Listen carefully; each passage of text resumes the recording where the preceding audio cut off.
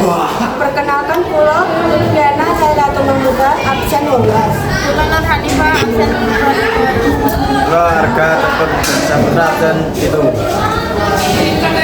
SMA Negeri 1 Kota Mungkit tindakaken kemah besar keng kaping pisan ing taun punika. Kegiatan menika tindakaken wiwit dinten Selasa dumugi Kamis tanggal 15 Juli 17 April 2020.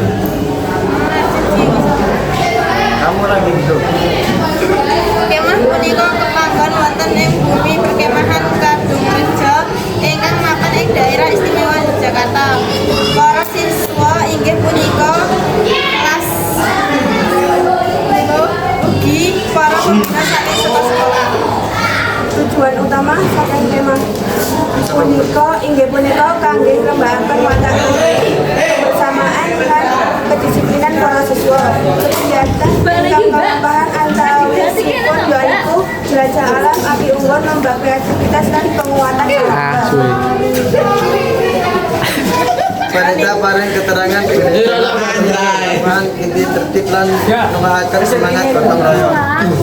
Kegiatan punika dipun rancangan tertib protokol keamanan kesehatan. Panitia ugi nyediaken tenaga medis lan logistik kang cukup.